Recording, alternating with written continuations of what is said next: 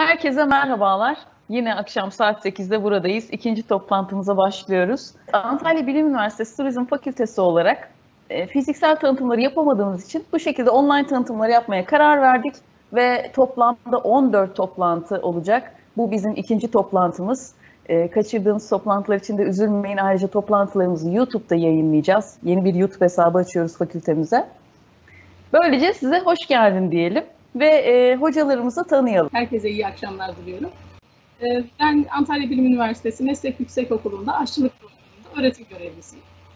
Bugün sizlere okulumuzun gastronomi bölümü ve aşçılık programı ile ilgili tanıtmak üzere buradayım. Ben öncelikle tüm katılımcıları sevgi ve saygıyla selamlıyorum. Hoş geldiler. Aday öğrencilerimize de hiç şüphesiz ki dünyanın en güzel yerinde Antalya Bilim Üniversitesi'nde, aile ortamı sunan Antalya Bilim Üniversitesi Turizm Fakültemize davet ediyoruz aday öğrencilerimizi de. Turizm Fakültemizin özellikle turizm sektörüne nitelikli, gelişmiş, çok iyi öğrenciler yetiştirmek ilk amacımız. Bunun için çalışıyoruz. İnşallah turizm sektörüne Antalya Bilim Üniversitesi Turizm Fakültesi olarak çok faydalı, önemli projelere de imza atacağız. Turizm fakültemizde çok deneyimli, sektör tecrübeli, değerli hocalarımız var. Turizm fakültemizin en büyük avantajlarının başında da ikinci yabancı dil, farklı dillerde yabancı dil öğrenme şansları var. Almanca, İspanyolca, Çince gibi farklı yabancı dilleri öğrenme şansları var. Ve Antalya Bilim Üniversitesi Turizm Fakültesi olarak en önemli özelliğimizden bir tanesi de sektörel işbirliklerimiz. Onları da özellikle sektör yöneticilerine de buradan sevgi ve saygıyla selamlıyorum. Çok teşekkür ediyorum. İlerleyen zamanlarda yine Turizm Fakültesini anlatmaya devam edeceğim. Ben de Antalya Bilim Üniversitesi aşçılık bölümünde öğretim görevlisiyim. Aynı zamanda gastronomi bölümünde de uygulamalı derslere giriyorum. Size kısaca gastronomi ve aşçılık bölümlerimizi anlatıyor olacağım. Hocam teşekkür ederiz, sağ olun. Şimdi arada bir okulumuzun tanıtım videosunu izleyelim. Daha sonra hocalarımızdan tek tek bölümlerle ilgili detayları alacağız.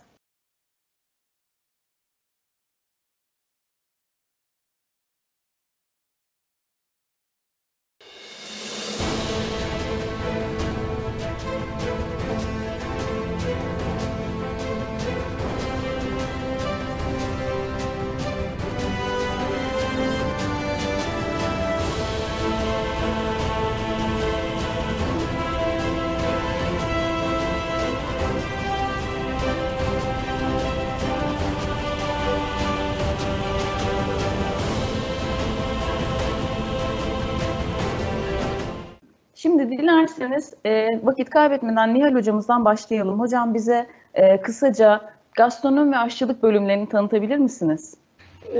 Okulumuzun gastronomi bölümüyle ilgili 5 yıllık bir bölüm, hazırlıkla beraber İngilizce eğitim veriyoruz. Aynı zamanda öğrencilerimizin çift yan dal yapmalarına imkan veren bir bölüm. Gastronomi aslında sadece bizim okulumuzda değil, tüm Türkiye'de de, hatta dünyada da çok revaçta olan bir bölüm. Çünkü yemek ile kültür arasındaki ilişkiyi artık kurup yiyeceklerin belli bir düzende insanlara ulaştırılmasını sağlıyor. Dolayısıyla artık insanların arabalarını değiştirmeleri, işte bunun dışında ev almalarının dışında çok yeni hobiler üretti insanlar. Çok farklı yerlerde çok farklı yemekleri tatmak üzerine, hatta bununla ilgili gastronomi turları bile başladı tüm dünyada. Dolayısıyla son derece popüler bir bölüm öncelikle. Bunu belirtmek istiyorum tüm öğrencilerimize. Okulumuzun gastronomi bölümüyle ilgili söyleyebileceğim, aynı zamanda çok güzel bir mutfağa sahibiz. Bu mutfağımızın hatta görsellerini de sizlerle bilmiyorum hocam paylaşabilir miyiz? Hakikaten son teknolojiyle donatılmış, her öğrencimizin kendine ait tezgahı, kullanım alanları, fırınları, ocakları mevcut. Dolayısıyla birçok okulda sadece teorik derslerini görüp uygulama mutfağına giremeden mezun olan arkadaşlarımızın olduğunu biz tanıtımlarda zaman içerisinde duyuyoruz. Hakikaten böyle bir bölümde uygulamanın olmaması çok mantıklı değil. Arkadaşlar son derece teknolojiden faydalanılmış, son sistemle donatılmış mutfağımız hakikaten çok büyük maliyetlerle öğrencilerimizin hizmetine sunuldu. Öncelikle biz öğrencilerimizi birinci sınıfta daha çok teori derslerini vermeyle başlıyoruz. Ne yapıyoruz? Gastronomiye giriş, beslenme ilkeleri, gıda bilimi, hijyen, sanitasyon, bunun dışında temel mutfak teknikleriyle başlıyoruz. Temel mutfak teknikleri uygulamaları 1, 2, 3, 4, 5 diye devam edip gidiyor. Daha sonraki teori derslerimizden sonra uygulama için mutfağa geçiyoruz arkadaşlarımıza. Gördüğünüz gibi burası bizim pastacılık için kullandığımız mutfağımız. Bunun ötesinde daha büyük alanımız şu anda gördüğünüz gibi ekranda bizim öğrencilerimizin hem tezgahları hem ocakları sadece kendisine özel olmakla birlikte imkanları sunabiliyoruz. Bunun ötesinde öğrencilerimizin sıkça sorduğu bir soru var Evla Hocam. Yiyecekleri biz kendimiz mi satın alıyoruz? İşte gastronomi okumak çok maliyetli gibi sorular bize tanıtımlarda sıkça geliyor.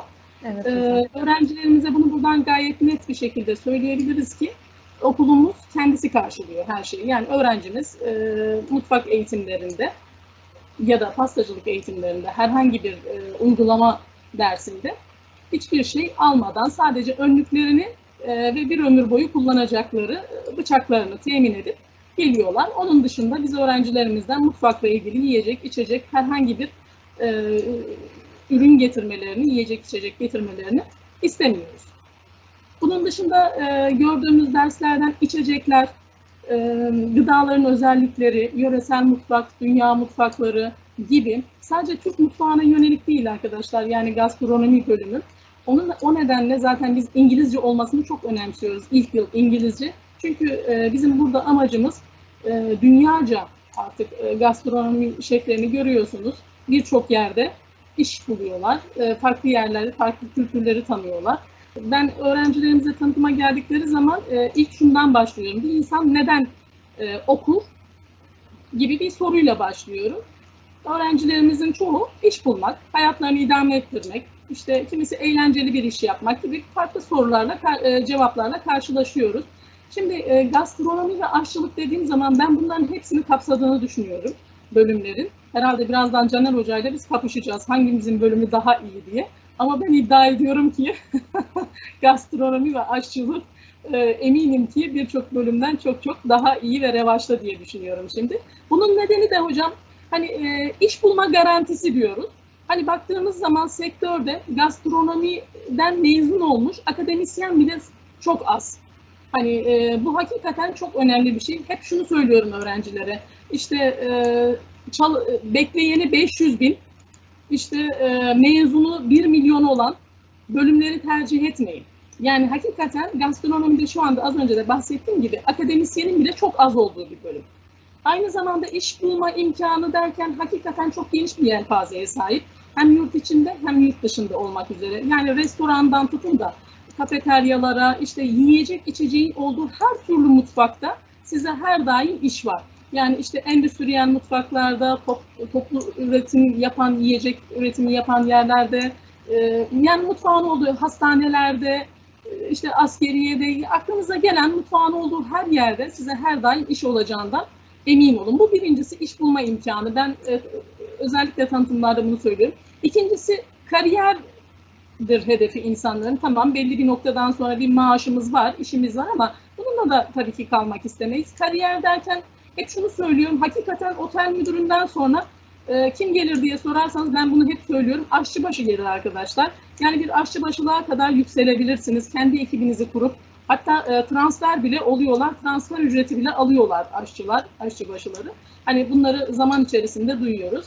Üçüncüsü popüler bir mesleği yapmak bence son derece eğlenceli olur. Son yıllarda baktığımız zaman gerek televizyonda gerek farklı sosyal medyadan takip ettiğiniz üzere birçok aşçının çok revaçta olduğu ve sıkça takip edildiğini söyleyebiliriz. Hatta son 50 yılın mesleği olarak Yasin Sözer'di sanıyorum yanlış hatırlamıyorsam ustalardan bir yazı okumuştum. Son 50 yılın mesleği olarak aşçılıktan bahsediyordu. Hakikaten çok revaçta. Hatta hocam yanlış hatırlamıyorsam yine The Times dergisinin en etkili 100 isim arasına giren o 100 kişiden bir tanesi de yine bir aşçıydı. Dolayısıyla popülerlik de tamam. Ve baktığınız zaman kazanç anlamında da çok iyi. Demek ki ne yapıyoruz Caner Hocam? Gastronomi ve aşçılık diyoruz. Eğer hakikaten tabii ki biz öncelikle gastronomi olmasını tavsiye ediyoruz. Çünkü bir yabancı dil bilen, sektöre daha hakim, işte hem teori derslerini almış hem uygulama derslerini almış. Gastronominin yelpazesi biraz daha geniş arkadaşlar. Niye? İşte workshoplarda ustalık yapabilirsiniz, eğitimler verebilirsiniz. İşte yazarlık yapabilirsiniz, fotoğrafçılık, gıda fotoğrafçılığı yapabilirsiniz. Yine pastacılık gibi, dediğim gibi akademisyenlik yapabilirsiniz. Yani çok farklı alanlarda iş bulma imkanınız var. Ama aşçılık olduğu zaman biz sadece aşçı, usta olarak yetiştiriyoruz. Hangisine puanımız yetiyorsa, hangisine gücünüz yetiyorsa ikisinden birini mutlaka tavsiye etmenizi umuyorum. Hocam tabii ki Caner Hoca'ya söz düşüyor. Buyurun. Çok teşekkür ediyorum sevgili hocam. Nihal hocamız başımızın tacı. Ben diyorum ki gastronomi olmadan turizm olmaz, turizm olmadan da gastronomi olmaz. Ve turizm fakültemizin ben isterseniz biraz ayrıcalıklarından bahsedeyim. Bizim en önem verdiğimiz şeylerden bir tanesi birebir ilgi. Öğrencilerimizi her aşamada takip ediyoruz. Mezun olduktan sonra da onlara gerçekten çok değer veriyoruz. Bizler için çok değerliler. Genellikle öğrenci sayımız az. Bundan dolayı da onlarla birebir yakından ilgileniyoruz. Kampüsümüzün yaşam dili İngilizce ve turizm fakültemizin turizm ve otel işletmeciliği bölümümüzün %100 İngilizce dil eğitimimiz var. Yaklaşık 74 farklı ülkeden çok kültürlü bir yaşam bir kampüsümüz var. Farklı ülkelerden öğrencilerimiz çok kültürlü ortamı paylaşıyorlar. Sektörden özellikle konuşmacılarımızı derslerimiz için sektörün önde gelen kişilerine davet ediyoruz. Çok güzel bizlere bilgiler veriyorlar. Onlara da çok teşekkür ediyoruz. Ve bizim amacımız öğrencilerimizi yetiştirirken proje odaklı, sektöre hazır olmalarını istiyoruz. Bence hayatın en önemli özelliklerinden bir tanesi, meslek açısından söylüyorum, sevdiğiniz bir mesleği yapmanız. Ben tekrar hayata gelmek istesem özellikle tekrar turizmci olmak isterim. Tabii Nihal Hocam da gastronomici olmak ister herhalde, aşçı olmak ister, şef olmak ister. Ve bizim turizm fakültemizin de en önemli özelliklerinden bir tanesini daha söylemek istiyorum sizlere. İkinci yabancı dili de çok güzel bir şekilde öğrenme fırsatları var. Hangi diller bunlar? Almanca, Rusça, Çince, İspanyolca gibi farklı yabancı dilleri de özellikle öğrencilerimiz güzel bir şekilde öğreniyorlar üniversitemizde. Ve çok güzel teknik geziler de yapıyoruz. Öğrencilerimizle beraber yaşamayı seviyoruz. Özellikle kampüste çok güzel vakitler geçiriyoruz. Sektörle buluşuyoruz. Sektörü gerçekten de onları yönetici olarak yetiştirmek amacıyla elimizden ne geliyorsa onlar için özellikle çaba gösteriyoruz. İnşallah aday öğrencilerimizi de üniversitemize davet ediyoruz. Ben hem staj imkanlarından hem de çok önemli bir programımız var. Gölge yöneticiliği programımız var. Bir de çalışarak üniversite mümkün mü? Onu anlatmak istiyorum. Gölge yöneticiliği programımız sevgili Demet Ceylan hocamız, öğretim görevlisi Demet Ceylan hocamızın güzel bir şekilde hazırladığı lisans dersimizi de oluşturuyor. Nasıl bir program? Öğrencilerimiz 4. sınıfın 2. döneminde haftanın 3 günü teorik derslerini almaya kampüsümüze geliyorlar. Üniversitemizde güzel bir teorik eğitim alıyorlar. Haftanın diğer 3 günü ise bir yöneticinin gölgesi oluyorlar. Yönetici bir toplantıya mı gitti? Gölgesi de onu izliyor ve o da katılıyor. Yönetici bir iş görüşmesine mi girdi? Gölgesi de onunla beraber iş görüşmesine giriyor. Yönetici çok önemli bir karar mı alacak? Gölgesi de bu kararın bir parçası olarak onun yöneticiyi izliyor. Ve bu şekilde de çok önemli bir şekilde sektör deneyimine sahip oluyor. Hatta özellikle gölge yöneticiliği programına katılan öğrencilerimiz sektörle inanılmaz bir çevre kuruyorlar ve sektörle işbirliklerine devam ediyorlar ve çalışma açısından da çok önemli, çok güzel yerlere geliyorlar. Gerçekten de üniversitemizin ayrıcalıklı bir programıdır gölge yöneticiliği. Bu bakımdan dolayı da gerçekten de üniversitemizi güzel bir eğitim almak isteyenleri sektörle de buluşturuyoruz. Çok önemli, değerli sektörel işbirliklerimiz var. Öncelikle arkamızda büyük bir Rixos gücü var. Buradan da değerli Rixos yöneticilerine sevgi ve saygılarımızı iletiyoruz. Bizlere çok büyük destekte bulunuyorlar. Öğrencilerimizi Rixos yöneticilerine emanet ediyoruz. Onlar da güzel deneyimlerini öğrencilerimizle paylaşıyorlar. Sektörün gerçekten de en önemli markaları ve turizm sektörünün çok farklı bilim dallarından, ana bilim dallarından yararlanıyor. 52 farklı sektörden yararlanıyoruz. Ve sadece turizmi bir otel işletmeciliği olarak görmeyelim. Burada gördüğünüz gibi seyahat ajantaları, hava yolları, hepsi de birbirinden gerçekten ünlü markalar. Gerçekten de çok önemli sektörün önde gelen kuruluşları. Şu anda turizm sektöründe çok önemli bir bilişim teknolojileri açısından da önemli bir yeri var. Eğer sosyal medyaya hakimse adaylarımız ve gerçekten de teknolojiye ilgileri varsa çok önemli yazılımlar turizm üzerine gerçekleştirebiliriz, projeler yapabiliriz. Burada da görmüş olduğunuz gibi yine bir yazılım şirketimiz de var. Özellikle çok değerli öğrencilerimiz oralarda stajlarda yaptılar. Ve gerçekten de sektörel işbirliğine en çok vurgulayan üniversitelerin başında geliyoruz. Turizm demek, sektörle iç içe olmak demek ve buradan da özellikle bizlere destek veren değerli yöneticilerine de çok teşekkür ediyoruz. Hocam çok teşekkür ederiz. Öyleyse Tunca Hoca'ya hemen sözü verelim. Hocam siz de bize gastronominin özellikle mutfak kısmı ile ilgili bilgi verirseniz çok sevinebiliriz. Buyurun. Nihal Hocam zaten kısaca bahsetmişti. Ben biraz daha mutfak derslerimizin detayına inmek istiyorum. Bizim öğrencilerle tanışmamız, yani uygulamalı derslerle tanışmaları 2. sınıfta gerçekleşiyor. Mutfak uygulamalarına giriş dersiyle başlıyoruz biz. Bu mutfak uygulamaları giriş dersinde hem teorik hem uygulamalı olarak dersimizi yürütüyoruz. Mutfak teknolojileri 1 dersinde ise aslında kısaca şöyle anlatabilirim. Mutfak bölümlere ayrılmış durumda ve biz derslerimizde bunun üzerinden ilerliyoruz. İlk aşamada antimetiye mutfağı denilen başlangıç yemeklerinin yapıldığı, nişastalı ürünlerin yapıldığı mutfağın ürünlerini işliyor oluyoruz. Mutfak teknolojileri 2 dersimizde ise soğuk mutfağı görüyor arkadaşlarımız. Hem Türk mutfağı ürünlerini hem uluslararası mutfak ürünlerini görüyorlar. 3. aşamaya geldiğimizde ise sosiye denilen sıcak mutfak. Bu sıcak mutfakta neleri yapıyoruz derseniz, bütün kanatlı deniz ürünleri, kanatlı kümes hayvanları, deniz ürünleri, proteinlerle ilgili sıcak uygulamaları yapıyoruz. 4. ve 5. aşamaya geldiğimizde ise öğrencilerimizin aldığı ana mutfak bilgileri kombinleyerek, karıştırarak onların hazırlamaları gereken menüler oluyor ve bunları hazırlıyorlar. Böyle bir eğitimimiz var. Nihal Hocam da bahsetti. Biz sadece Türkiye'ye kişi yetiştirmiyoruz. Dünya mutfaklarında çalışabilecek kalitede kişiler yetiştirmeye çalışıyoruz ve dünya mutfak standartlarında gözüken kuralları öğreniyorlar. Bunun yanında biz ayrıca da Türk mutfağına çok önem veren bir üniversiteyiz. Bu nedenle de bizim yöresel mutfak dersimiz var. Bu yöresel mutfak dersimizde Türkiye'nin 7 bölgesini hem teorik hem uygulamalı olarak işliyoruz.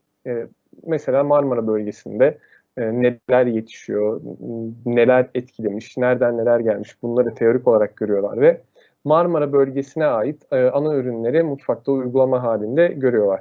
Ayrıca Osmanlı mutfağı dersimiz de var. Osmanlı mutfağı dersinde de hem uygulamalı hem de teorik olarak bilgilerini geliştiriyorlar, öğreniyorlar. Ayrıca pastacılık derslerimiz var. Nihal Hocam da pastacılık derslerinde bize yardımcı olan hocamız.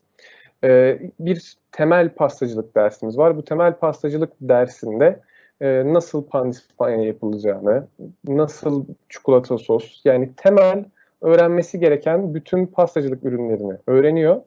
Ve 2. aşama olan ileri pastacılık tekniklerinde de bu öğrendikleri teknikleri geliştirerek yeni ürünler çıkartmaya başlıyorlar. Ayrıca seçmeli ders olarak vejetaryen mutfak dersini seçebilir arkadaşlarımız veya çikolatacılık dersimiz var. Yani kendinizi ne yönde geliştirmek istiyorsanız o yönde geliştirmenizi sağlayacak seçmeli derslerimiz de mevcut. Ben hocam sözü tekrar size vereceğim. İsterseniz online eğitimden bahsedelim. Sizin için de uygunsa. Tamam hocam, tabii ki. Şöyle biliyorsunuz belirli bir süre biz fiziksel olarak eğitim yapabildik ancak bir süre sonra evlerimize çekilmek zorunda kaldık. Bazı üniversitelerin bu sürece adapte olması daha geç sürdü ama biz bu konuda çok şanslıydık çünkü hazır bir altyapımız vardı. Bu altyapıyı kullanarak bütün derslerimize devam edebildik. Sınavlarımızı bu altyapı üzerinden yaptık ve eğitimimize devam ettik. Tabii ki önümüzdeki dönem neler olacağı henüz bilinmiyor ama yine de online eğitim konusunda iyi bir altyapımız var, iyi bir deneyim kazandık. Bizim için de bunlar bir deneyim tabii ki. Bu anlamda üniversitemizin diğer üniversitelere kıyasla çok daha iyi bir durumda olduğunu söyleyebiliriz. Peki ben de bir yandan Caner Hocama aslında şunu sormak istiyorum. Henüz gastronomi bölümümüzün mezunları yok ama turizm bölümümüzün mezunları var hocam. Öğrenciler nerelerde iş buldu, nerelerde çalışırlar? Sizin bilginiz var sürekli çünkü mezunlarla iletişim halindesiniz. Bununla ilgili bize bilgi verebilir misiniz? Teşekkürler hocam. Özellikle mezun öğrencilerimiz mezun olduktan sonra öğrencilerimizle de yine birebir ilgileniyoruz. Onları özellikle sorunları oldukları zaman bizleri arıyorlar. Bizim güzel anıları bazen özellikle onlarla beraber canlı tutmak için onları arıyoruz. Güzel bir anı paylaşımı gerçekleştiriyoruz. Bizler için çok değerler mezun öğrencilerimiz. Toplam 86 mezunumuz var. Turizm Fakültemizin Turizm ve Otel İşletmeciliği bölümümüzde. Ve bu öğrencilerimiz çok iyi yöneticilik görevi üstlenen öğrencilerimiz de var. Hatta ben bizi gururlandıran şöyle bir tablo oldu, onu da söylemek istiyorum. Bizler staj ve gölge yöneticiliği programımız için Aralık ayında öğrencilerimizi sektörle buluşturuyoruz. Ve o sektörden hem geçen sene hem ondan önceki sene daha doğrusu Aralık ayında geçen sene 47 üst düzey yöneticiyi ağırladık okulumuzda. 14 farklı firmamız bizlere destek verdi ve o 47 üst düzey yöneticinin arasında bir mezunumuz vardı. Bundan önceki senede de yine yan dal yapan değerli öğrencimiz Damla biz staj yapan öğrencilerimizle tanışma fırsatı elde etti. Gerçekten bu bizim için büyük bir gurur. Özellikle sektörde yönetici olup da staj öğrencilerimizle staj almak için gelmeleri gerçekten Turizm Fakültemizin çok büyük bir gururu diyorum ben. Ve inşallah yeni gelecek öğrencilerimizle beraber çok daha iyi yerlerde, çok daha üst düzey noktalarda onları görmek istiyoruz. Onlar için özellikle çalışıyoruz. Bunun da en büyük özellikle desteği staj uygulamalarımız. Bizim 2. sınıf ve 3. sınıfta Turizm ve Otel İşletmeciliği bölümümüzün toplamda 120 günlük bir staj imkanımız var. Ve bu staj imkanını da onlara Aralık ayında onları hem sektörle buluşturarak hem de özellikle onları nasıl CV yazılır, nasıl etkin bir dinleme gerçekleştirilir, nasıl özellikle onların iletişim becerileri nasıl kazanılır, onların eğitimini verdikten sonra sektörün yöneticileriyle buluşturuyoruz. Bu da bizim için çok büyük bir avantaj ve çok farklı dersler de görüyorlar öğrencilerimiz. Bunun başında da özellikle işaret dili geliyor. Bunu da söylemeden geçemeyeceğim. O da yine özellikle sektörde öğrencilerimizin gerçekten de güzel bir şekilde iletişim kurdukları önemli bir Turizm Fakültemizin önemli bir ders içeriği. Çok teşekkür ederim. Nihal Hocam, sizin tabii sektörde de deneyiminiz olduğu için şöyle bir soru sormak istedik. Yiyecek ve içecek sektörü bu mevcut pandemiden nasıl etkilendi? Siz ne düşünüyorsunuz bununla ilgili? Şimdi yiyecek içecek sektörünün tarihine baktığımız zaman Tunca Hocam çok daha iyi bilir. Hanlar, kervansaraylardan günümüze kadar gelmiş bir süreci şu anda oteller, restoranlar olarak devam ettiriyoruz. Yani insanoğlunun en ilkel zamanlardan başlayarak en modern çağına geldiğimizde yiyecek içecek sektörü hep gelişerek devam etmiş. Hatta yiyecek içecek sektörü için yine şöyle bir yazı okumuştum. Tüm dünya krizlerinde bile en hızlı büyüyen sektörlerden bir tanesi yiyecek içecek sektörü. Yani hiçbir zaman hepimiz de deriz değil mi? Ailelerimiz bu konuyla ilgili teorik bilgisi olmayan annelerimiz, babalarımız her zaman şunu söyler. Bir sağlık sektörü, bir de işte yiyecek içecek sektörü hiçbir zaman sona ermeyecek bir meslek diye bundan sıkça bahsederler, bildiğimiz kulağımıza çalınan bir sözdür bu. Dolayısıyla mutlaka pandemi sürecinde etkilendi. Dediğimiz gibi restoranlar, kafeler gibi etkilenen firmalarımız mutlaka oldu. Ama ilk işlere başlayan, hızlı bir şekilde dönen, hatta devletin vermiş olduğu bu desteklerden en fazla yararlanma şansı tanınan sektörlerden yine bir tanesi yiyecek içecek sektörüydü. Çünkü insanoğlu var olduğu sürece yiyecek içecek olmak zorunda hayatımızda. Temel ihtiyaçlarımızdan biri olması nedeniyle. Dolayısıyla hızlı bir şekilde toparlandı. Diğer sektörlere oranla çok çok daha iyi bir durumda yiyecek içecek sektörü. Biraz önce Caner hocamızın bahsettiği bir konumuz vardı. Çalışarak okumak mümkün mü diye. Şimdi Tunca Hoca onunla ilgili bize videoyu hazırladı sağ olsun. Dilerseniz onu izleyelim. Merhaba. Antalya Bilim Üniversitesi Turizm Fakültesi Geleceğin Turizmcileri programı hakkında bilgi vermek istiyorum. Evet, çalışarak üniversite okumak mümkün. Bu program öncelikle ve özellikle Mesleki Turizm Anadolu Lisesi ve Mesleki Teknik Anadolu Lisesi mezunları için düşünülmüş ve planlanmıştır. Ancak arzu ederseniz siz de katılabilirsiniz. Antalya Bilim Üniversitesi'nde Turizmin Kalbi Antalya'da Turizm Fakültesi öğrencisi olabilirsiniz. 1 yıl İngilizce hazırlık ve 4 yıl lisans eğitimi alabilirsiniz. Turizm Fakültemizde Turizm ve Otel İşletmeciliği bölümü, Gastronomi ve Mutfak Sanatları bölümü olmak üzere 2 bölümümüz bulunmaktadır. Fakültemizin eğitim dili İngilizcedir. Tüm öğrencilerimiz akıcı seviyede İngilizce konuşmaktadırlar. Turizm Fakültesinden mezun olmak için bir başka yabancı dili B1 seviyesinde bilmek, yani en az 4 dilden başarılı olmak gerekmektedir. Almanca, Rusça, Çince veya İspanyolca dillerinden birini tercih edebilirsiniz. Turizm ve gastronomi topluluklarında etkinliklere katılabilir, tesis ziyaretleri yapabilirsiniz. 2. sınıfın yaz döneminde 2 ay, 3. sınıfın yaz döneminde 2 ay olmak üzere toplam 4 ay staj tüm öğrencilerimiz için zorunludur. Bu programla staj süresini 16 aya kadar uzatma imkanı tanımaktayız. Ayrıyeten 4. sınıfın bahar döneminde 3 ay gölge yönetici programına katılabilir. Sektörün öncü firmalarında deneyimli yöneticilerin yanında yöneticilik deneyimleri edinebilirsiniz. Mezuniyet sonrası staj ve gölge yönetici programı partner firmalarımızda iş bulabilir ve çalışabilirsiniz. Her türlü sorunuz için fakültemize ulaşabilirsiniz. Ekranda gördüğümüz hocamız da Demet Ceylan. O bizimle pazartesi günkü ilk online toplantıda buradaydı. Onun da videosunu YouTube'da yayınlayacağız. Dilerseniz oradan da dinleyebilirsiniz. Ama sağ olsun böyle bir hazırlık yaptı bu online görüşmeler için. Sizinle onu paylaştık. Şimdi bize ulaşabilirsiniz diye bitirmiş Demet Hoca. Biz de sizinle bize nerelerden ulaşabilirsiniz, hangi kanallardan ve daha detaylı bilgilere nereden ulaşabilirsiniz, nasıl bulabilirsiniz diye bunu paylaşacağız. Tunca Hocam buyurun. İnternet tarayıcınıza antalya.edu.tr adresini yazdığınızda karşınıza bizim internet sitemiz gelecek. Buradan akademik kısmına tıklayıp Turizm Fakültesine tıklayacaksınız. Ve burada bizle ilgili bilgileri bulabilirsiniz. Özellikle aday öğrencilerin merak ettiği kısım akademik kadromuz. Şu kısımda personel kısmında tıkladığınızda akademik kadro açılacak. Akademik kadroya tıkladıktan sonra hangi hocamızı tanımak isterseniz üzerine tıklayabilirsiniz. Ben kısaca yöneticilerimizden bahsedeyim. Turizm Fakültesi Dekanımız Sayın Profesör Doktor Hamza Kandur.